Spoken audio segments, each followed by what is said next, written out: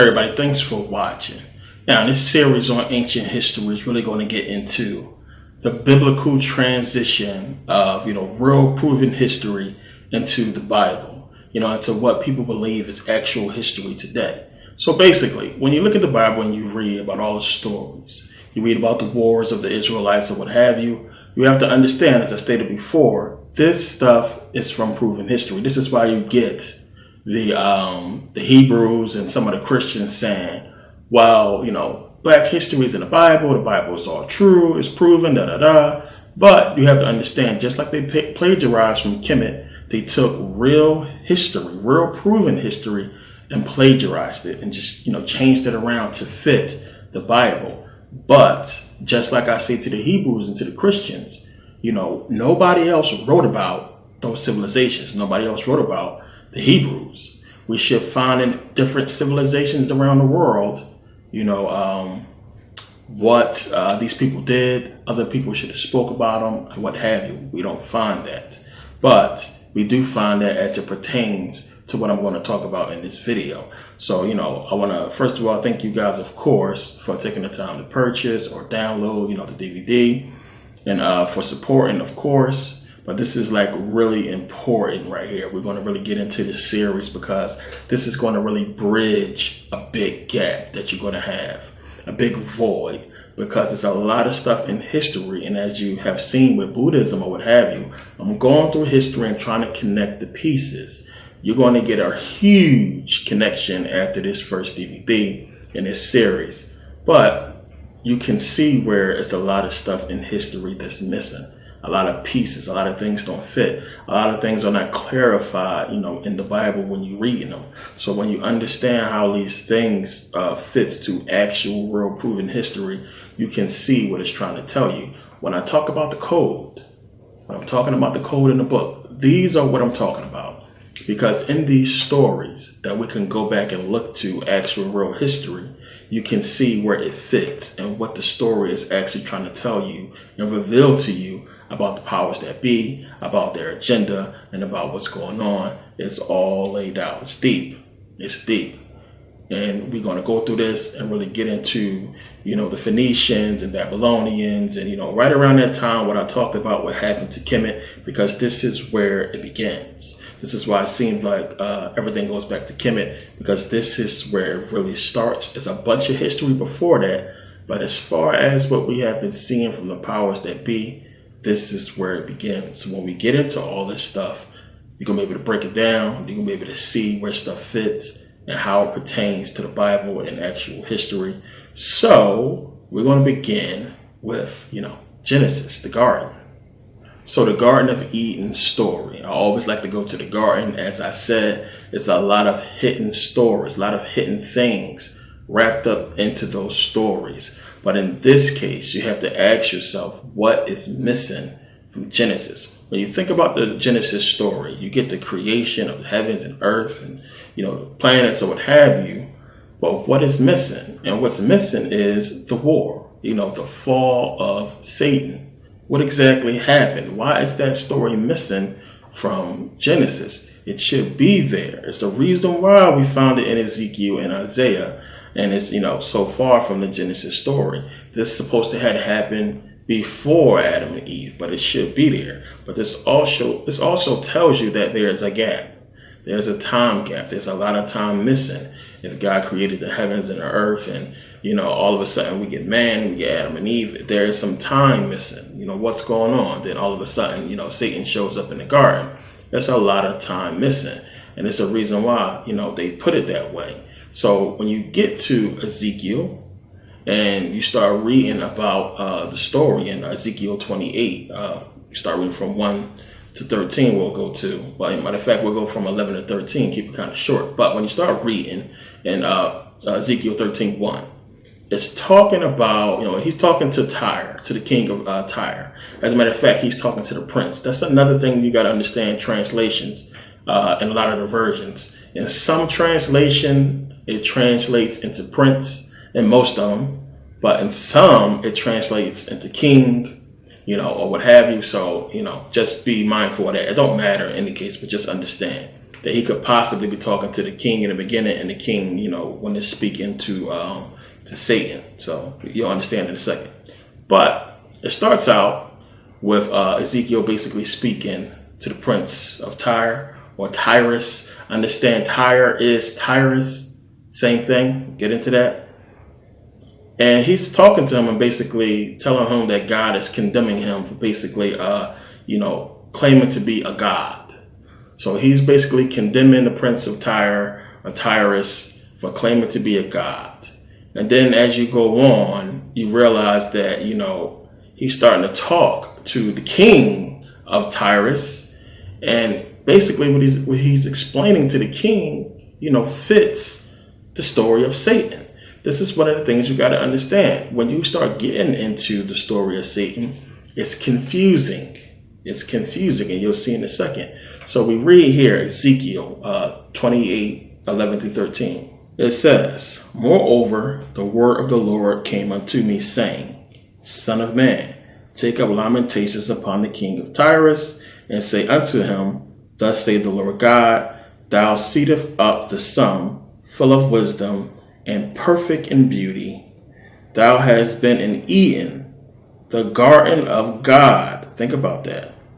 "Every precious stone was thy covering, the sardius, topaz, and the diamond, the beryl, the onyx, and the jasper, the sapphire, the emerald, and the carbuncle, and gold, the workmanship of thy tabrets," which tabrets are these things right here, "and of thy pipes were prepared in thee in the day that thou wast created." So it starts out with him speaking to the king of Tyrus. So clearly, and what he's saying cannot pertain to him, but it's talking to him. But we know for damn well this man wasn't in the Garden of Eden. We know that this human man can't have, these jewels built into his being. So we understand this verse is to be talking about Satan. A lot of scholars are in disagreement on the verses and what it actually means. Some people think that, it's, him trying to basically compare what the king of Tyrus is doing to what Satan did. That doesn't fit. A lot of scholars believe that the king of Tyrus was possessed by Satan, which makes a lot more sense. But when you read it, they seem to be coupling Satan with this man. Think about that. Why are they making a comparison? Why is it coupling Satan with this man? It's not being definitive and saying what's exactly going on. Is this dude possessed by Satan? Are you talking about Satan, which clearly he has to be? Who else was in the garden? Nobody else but Adam, Eve, the serpent, God. Definitely wasn't this dude. So what's going on? But we see this coupling of this story of Satan with the man. We see it again in Isaiah. So we read Isaiah 14:12-16 says, "How art thou fallen from heaven, O Lucifer, son of the morning?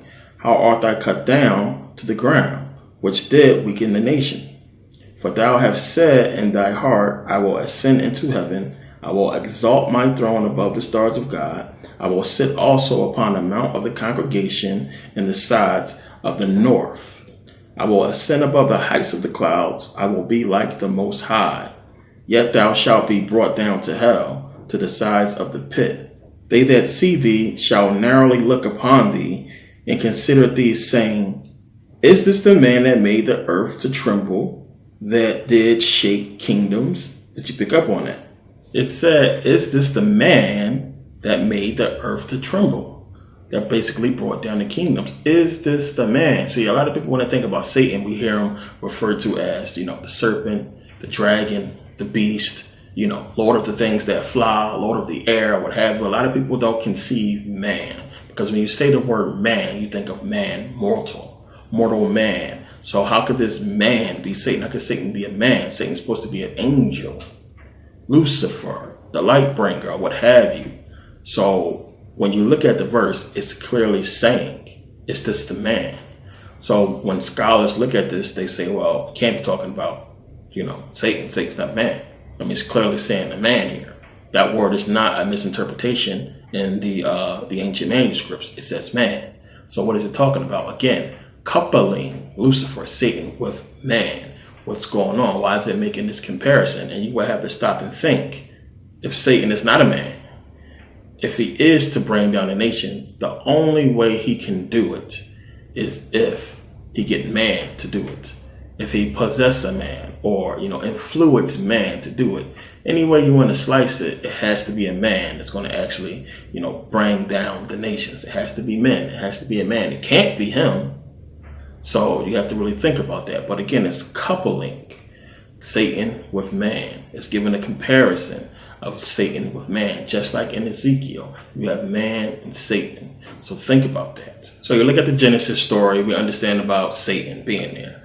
But it's not giving us the story of Satan. What happened? How does he know what he know? What is he doing in the garden? Doesn't get into all that. But then, as I said, we go to Ezekiel, we go to Isaiah, and we see these stories that I just read about the sort of, origin of Satan. But it's not 100% clear. It's not clear. Now, a lot of people do not understand that. A lot of people don't get that. You would think that somewhere in the Bible, even if you're one of the people who don't read it, that there is this definitive story about what's going on with Satan. A lot of people go to Revelations and get confused about the story, about the war.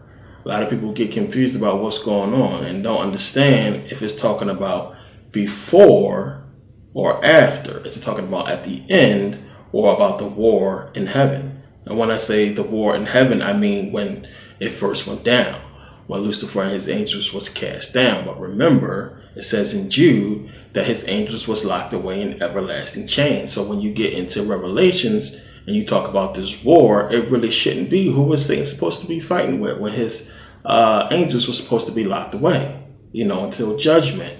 So, even then you would think, well, if you got them locked away, why would you let them out to come and fight you? So they got to think about that. It's a lot of stuff you have to really deal with and get into the Bible. It's a lot of it. A lot of stuff you have to really, mold your mind around. But in this case, the key here is Tyrus or Tyre. So you have to understand it's the same place talking about the same thing. As you can see here, this is what it basically looked like on the map. We're going to deal a lot with this place. There's a lot of history wrapped up in here. It's unbelievable. And we're going to get into it. Let's read. The Phoenician city of Tyre, a rich history of industry, mythology, and conflict. According to tradition, the city of Tyre was founded in 2750 BC and is considered one of the world's oldest metropolises. Think about that. For much of its history, Tyre has played an important role in the region. The Tyrians were master seafarers and explorers. By sailing around the Mediterranean, the Tyrians made contact with other civilizations and founded colonies. As a result, Tyre had a special place in a number of ancient Mediterranean communities. Greek mythology states Europa, for whom the continent of Europe was named, you see where we're going, was a Phoenician princess of Tyre who was abducted by Zeus in the form of a bull and brought to the island of Crete. On the island, Zeus revealed his identity, and Europa became the first queen of Crete. One of Europa's brothers was Cadmus, who according to legend brought the alphabet to mainland Greece. In addition, the Tyrians also founded colonies, the most famous of which is Rome's greatest rival, Carthage. It is believed that this city was founded by another Tyrian princess, Dido, who left Tyre to escape her evil husband. It is said that when she arrived in North Africa, she requested a small piece of land from the Berber king, Larbus, and subsequently founded Carthage. The story of Dido is most vividly portrayed in Virgil's Aeneid. So we're talking about Tyre or Tyrus, and you see how they do it. In the Bible, you got Tyrus, but it's really Tyre, Tyrus, Tyre. When you see one of the names, it's talking about the same place, a city in Phoenicia. Now, understand one, of course, Phoenicia is basically, modern day, today is Lebanon. But we understand this is where Europa comes from, which Europa gives us Europe. So again, you see where we are headed. We're talking about Europe. We're talking about the Europeans. Huge history going on here that we're going to get into.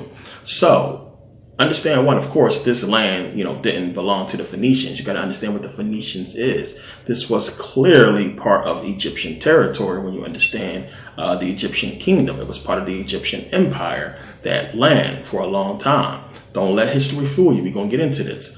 But it was a part of Egyptian territory. Now, the name Phoenician was given to it, by the Greeks. The Greeks is the one who named it Phoenician or, the Phoenicians. And it comes from the Greek word phonikos. So Phoenician comes from the Greek word phonikos, which means purple people.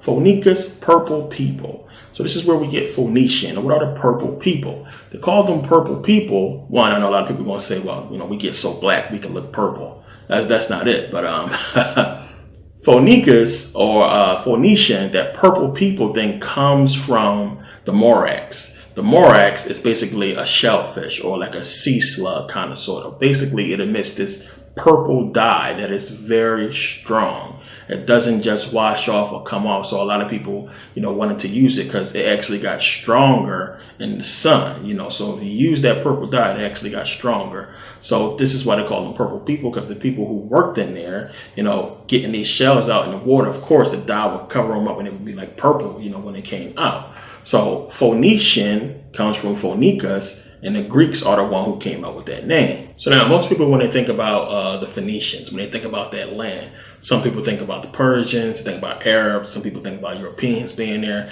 A lot of people, when they think about the Phoenicians, don't take it back to black people. And this is one of the problems. There's a lot of debates when people start getting into ancient Phoenician. Who was the Phoenicians? Who was the Phoenicians? Was they black? Was they white? What have you? And you can understand why when you start going into that history, especially when you see the Greeks talk about in their mythology getting a language, which we'll get into that.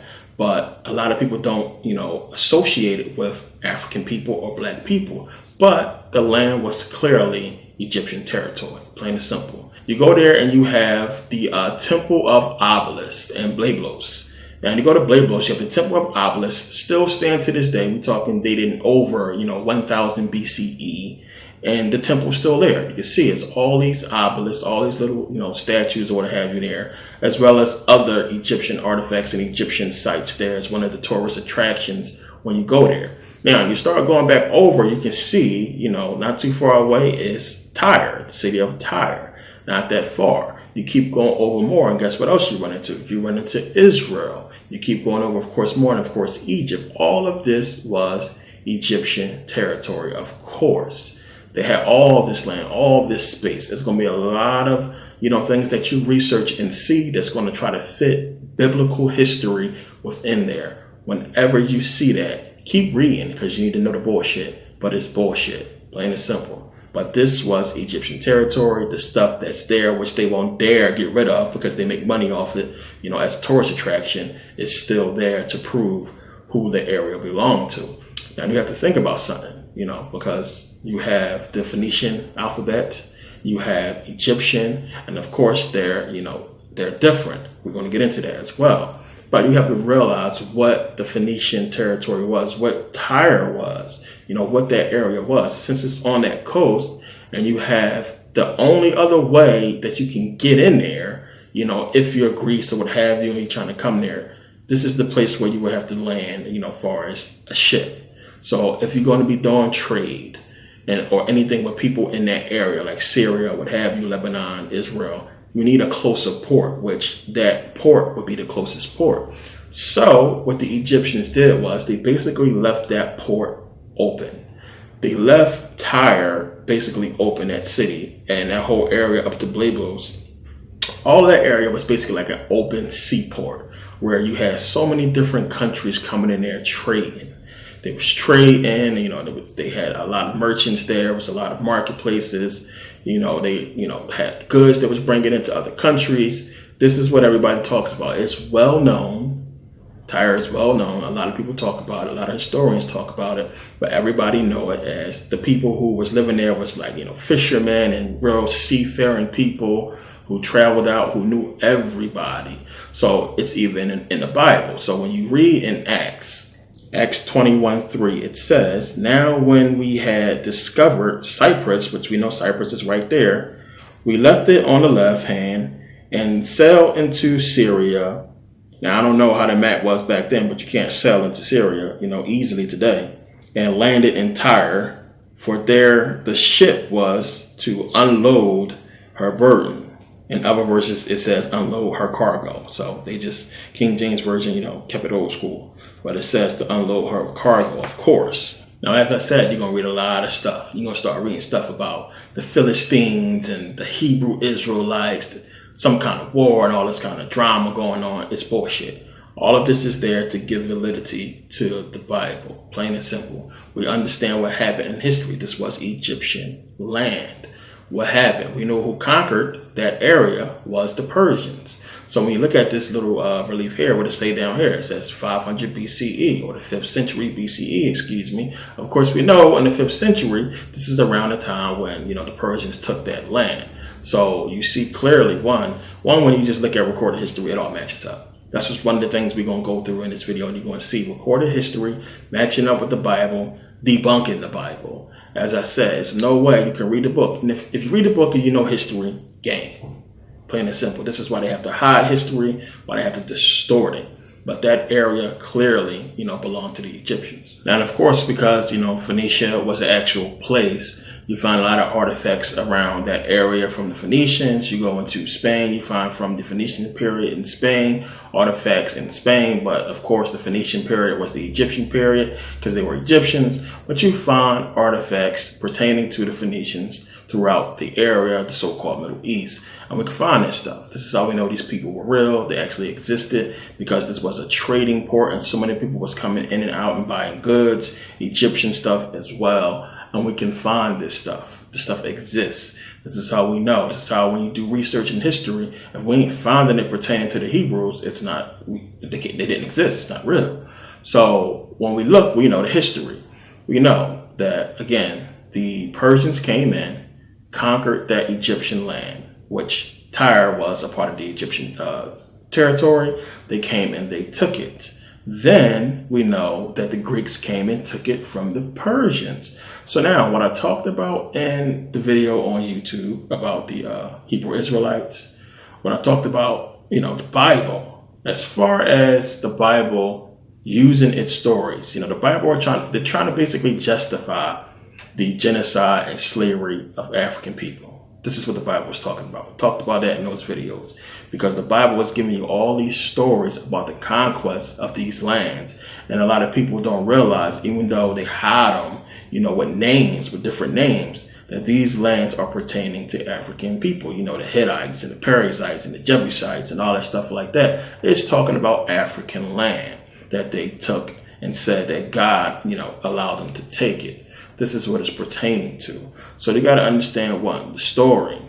We know, again, Greeks came in there, took it from the Persians. So you got to understand Tyre was a huge city. You had Tyre and you had Tyre, the mainland. And you had Tyre, you see that part that sticks out in the water. It was an island, unto itself for a while, for a long time. But you had, when the Greeks came in there, Alexander and his troops basically slaughtered everybody on the mainland and they basically killed a bunch of people and they enslaved whoever they could enslave. A lot of people bought their way out of the whole situation. Some people couldn't, but they basically, was recorded as them slaughtering so many people and completely destroying the city. Decimating it. They came in with all kinds of, battering rams and stuff and just basically laid the city to rubble.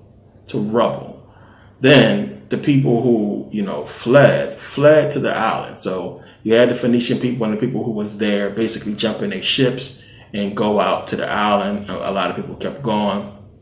But the people who couldn't go anywhere else went to their home on the island. As you can see, it was, as I said, it was an island.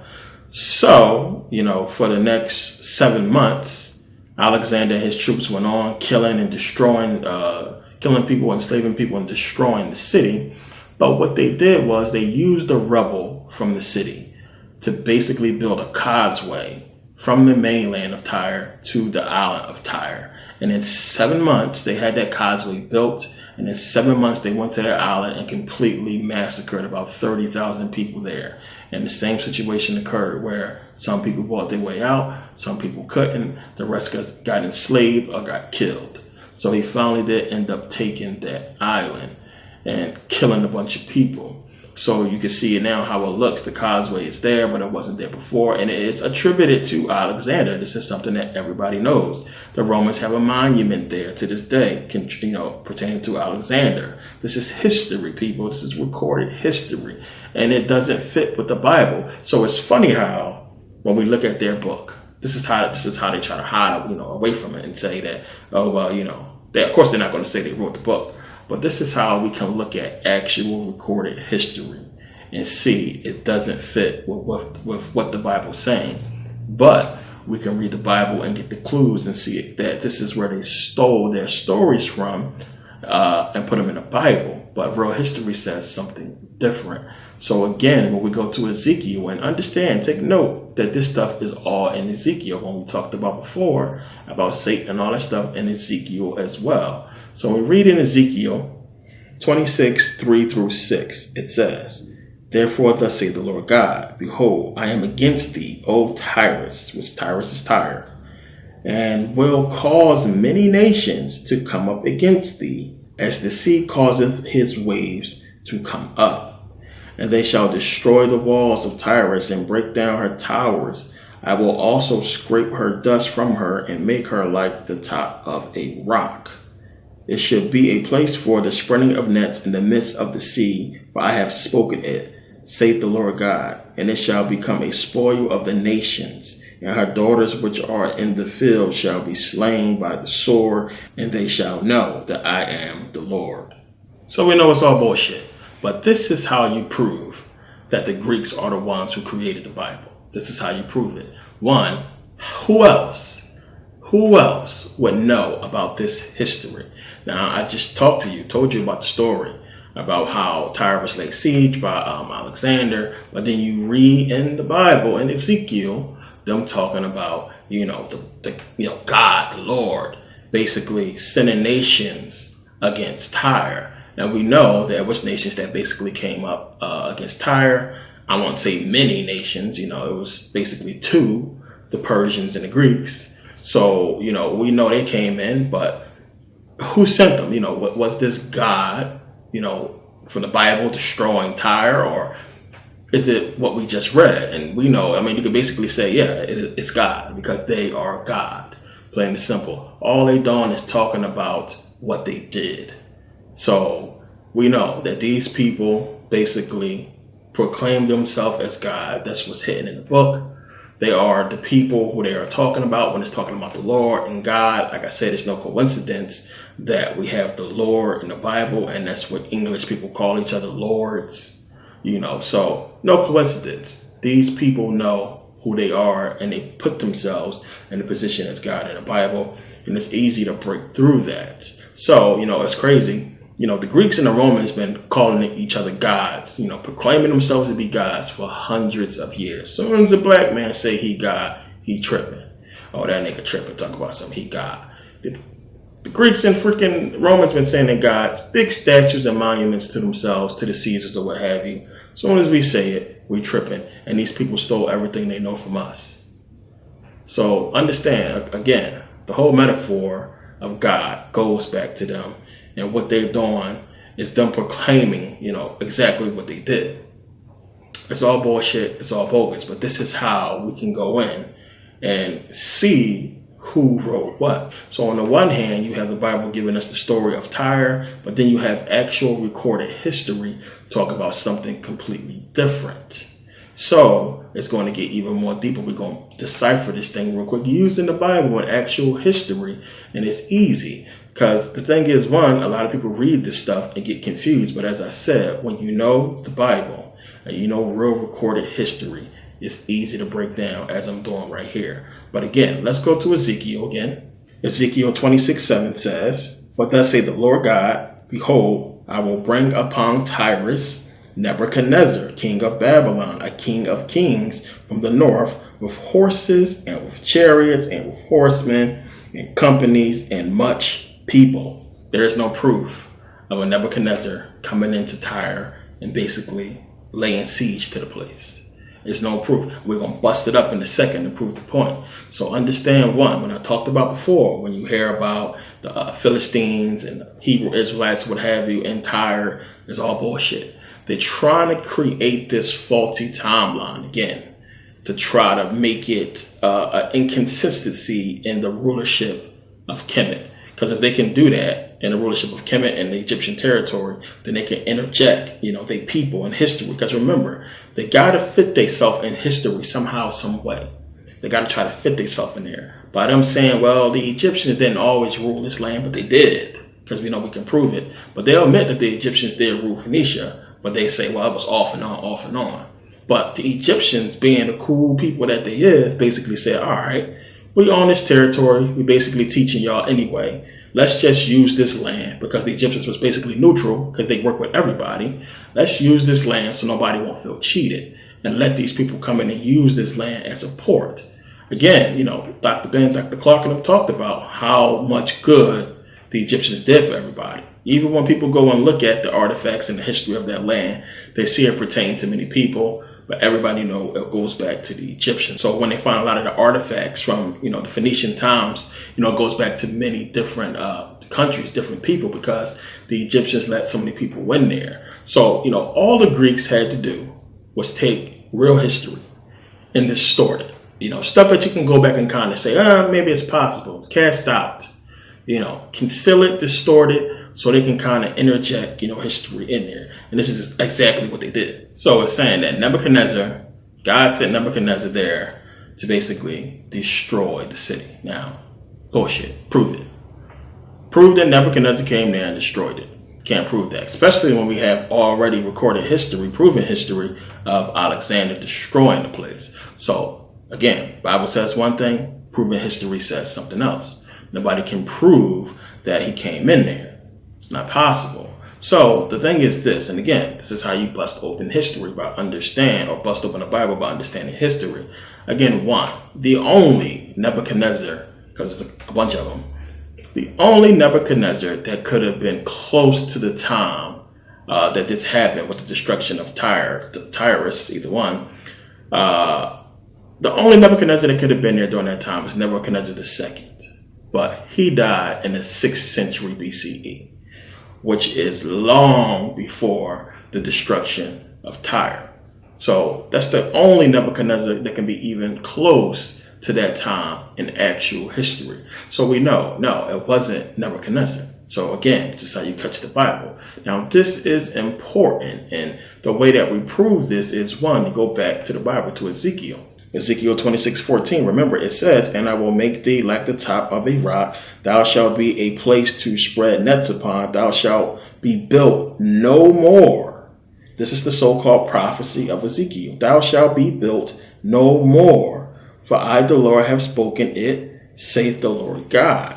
Now, the only time that Tyre was destroyed to where it was built no more began with Alexander. And we're talking about the 4th century BCE. Long after that Nebuchadnezzar, that's close to this time frame, had died already. So we're talking the 4th century BCE. So that's important because ever since Alexander destroyed the place, you had the Romans coming later and basically take it from the Greeks, and they built on it, and then that got torn down by the Arabs. So this ruin that I showed you with the basically the temple of the obelisk or what have you is ruins. That whole area is a tourist attraction to this day. It's still in ruins. It's nothing built on there. You can see the remnants of Rome there, the remnants of Greece there, the remnants of the ancient Egyptians, but it has never been rebuilt, the city that was destroyed. So this is the so-called prophecy, which again, it's one of those prophecies where it's bullshit. What's to stop anybody from going there, the government from going there right now and rebuilding the place? Now, one, is a landmark, so they can't do it. So this is how you fulfill the prophecy. Oh, we're making a landmark, nobody can build there. But nothing ain't really stopping people from building, except for humans, men. This ain't God or no angels stopping people from building. It's permits, laws, legal shit that can be fixed by humans. So it's not no real prophecy. So understand, again, this is how you fix that whole thing. This is how you figure that whole thing out. We know, one, it's not Nebuchadnezzar because he wasn't allowed during that time. Two, the prophecy, its own prophecy in the Bible, only fits around the time when Alexander in real history actually destroyed the place. So again, all the Greeks had to do, because remember, the King James Version was written between 1604 and 1611. So all they had to do was basically, they know the history, they know what happened, was put this in the book. They understand recorded history is already documented by many people. All they had to do was put it in the book, distort it, and make it as if, it fits with biblical history. Because when you go back during that time, you can say, well, such a thing happened. I guess it's talking about them. No, this is actual history. So we know it's bullshit when it's talking about Nebuchadnezzar. Now, another one of the daggers that basically gives it away we can find in the Bible. Again, talking about Alexander. The only person this fits is Alexander. So when you read again in Ezekiel 26:12 says, "And they shall make a spoil of thy riches, and make a prey of thy merchandise, and they shall break down thy walls and destroy thy pleasant houses." As I said, Alexander destroyed the houses. "And they shall lay thy stones and thy timber and thy dust in the midst of the water." Okay, so who did that? We know it's talking clearly about Alexander and about how he tore down the cities. He took the rubble, he took the trees, took everything and built that causeway to get to the island. It's right there in the Bible. But does it talk about Alexander? No. It's trying to divert you away from actual history, because if you follow actual history, it'll lead you to the truth, of course. But we can see what it's pertaining to. So again, you have them taking real history, distorting it, changing it, but leaving enough in there for you to figure out exactly who it's talking to. And that's for the Masons. That's for the Masons. The Masons understand. They can go in the book and understand, what it's talking to, who it's pertaining to. That's for the historian as well. Because if you're a historian, but wait a minute, damn. This can't be. This is Alexander's story. It's clear as day. But you heard people before say, Alexander is in, the Bible or what have you. Yeah, he's in there. But it's not talking about him in name specifically. But we can understand it's alluding to him to get people to break it down and understand what it's really talking about. So now remember in the Saturn and Satan series, we talked about Alexander. We talked about their whole story. And, we're going to get into that in a second. But remember, Tyre was basically being destroyed because the man proclaimed to be a god. So when you go to Ezekiel 28, as we talked about before, it is talking about the story of Satan. Remember, it's basically trying to couple Satan with this man. It's trying to give you this comparison. So he's addressing the king of Tyre, but he's talking about Satan. It's giving you this comparison in Ezekiel as well as in Isaiah. Remember, it said a man specifically. So remember, go back to the story of Alexander. We talked about how, he is the only person, who fits this story. He's the only person you can look to that actually proclaimed to be a god, who was a man that we know existed. So remember in the story with Alexander, you had his mom. Alexander proclaiming to be a god because his mom was basically seduced by Jupiter, which Jupiter would be the Roman equivalent of the Greek Zeus. So remember the depiction when you had Olympias in the bed and Zeus on top of her with like the serpent lower half. And this is basically where, he basically seduced Olympias and Alexander was born. And remember, Olympias tells Alexander on his way out to battle that, he basically is the son of a god. And he was walking around proclaiming to be the son of a god. So it's giving you that story so we can match that, with a man proclaiming to be the son of a god, with the story of Tyre, and understand all of this is talking about the same thing in this passage. It's talking about Alexander. It's trying to give you the coupling. Not just that, you have the serpent aspect. You have the reptilian aspect of it. You have Zeus being coupled with the serpent, the reptilian, and this whole union going on. It's trying to tell you something. So when you put the story together, when you look at the entire story, it's not only giving you Alexander, it's trying to tell you who is responsible for basically beginning the rise of the European powers. It's pointing you straight to Alexander. So when you go back and look at the story, it's telling you, who Satan is. Because this is when people tell you, hey, these Europeans are described as Satan in the Bible. This is what it's talking about. You have Tyre giving us Europa, giving us Europe, giving us the Europeans, giving us all these things right here in this area, which this area just so happens to be where, they basically laid claim, started the rise of the power, of the European powers right here. This is where Europe derives from. This is where the people begin, or they attest to the rise of their power right here. So at the same time, as again I said, Satan has many aspects. This is one of his aspects. One of his aspects is black, is white as well. It all goes into the whole duality thing. It don't just go to white people, but to black people as well. But these people represent the negative part of Satan. So they put in all this stuff here to make you note something.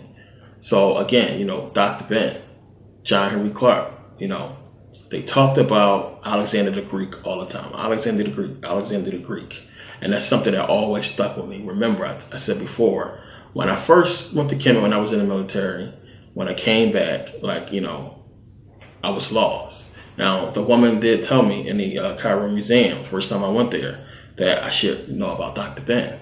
Dr. Ben, he get his books, whatever, And luckily, I was able to get his books, and I started reading about Dr. Ben. Dr. Ben always talked about the Greeks, and he didn't really get into it, this way, as deep as this. But it was so much history that he gave about the Greeks. That's true history. Now, Dr. Ben will tell you, you're supposed to be reading your Bible. So I guess he figured, one, if you're reading your book, it's no way you're going to miss this. A lot of times we just expect people to know the Bible when people don't know it. I'll be seriously, the way these Christians be coming at me, I'll be seriously expecting them to be experts. So when I'm saying stuff and pertaining to book, chapter, and verses, they be clueless, huh? And then I just get out the conversation. I'm like, no, you just emotional. You don't know what the hell you're talking about.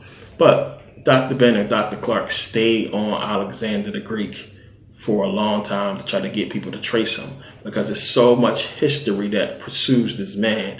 When you start following him, you get the whole breakdown, as I just pointed out, and it gets a lot more deeper. You start to, peel away a lot of the layers, and we can see the rise of this European power and see that preceding all of this, we get Judaism, we get the Torah or the Septuagint, what have you, and we get the beginning of the religion being established. And as I talked about before, these people who they basically forced Judaism on was the slaves, was the leftover black people in those lands. So you got to ask yourself, one, how did Judaism start? Remember, I just talked about how Alexander and them basically enslaved all these people while they was there. They killed a lot of them, but enslaved a lot of the Africans, the Egyptians that was there. Again, the Egyptians was the first Jews. It's just that simple. These are the people they indoctrinated into the whole ideology, because they tried to force Hellenization and the Greek customs on them. But you can't do that to no damn Egyptians, because they know. Remember, it was the double cross. So when the Bible's talking about sending Nebuchadnezzar in there to basically, kill off Tyre, it's kind of the same thing that happened. Remember I said before that Alexander and them, I believe, sent the Persians in there, because they couldn't just go in there themselves. There was a double cross on the Persians as well. Remember, the Egyptians and the Greeks was living hand in hand. Romans as well, for a time. They was living together. Peace, harmony. The Egyptians helped them build so many of the things that's in Greece. The Egyptians didn't deal with other people, gods, or what have you, and stuff like that, but they was respectful of other people's things and understood that, Greek mythology is basically Egyptian mythology, and they had their own little spin on it. They understood because they taught them how to do the shit.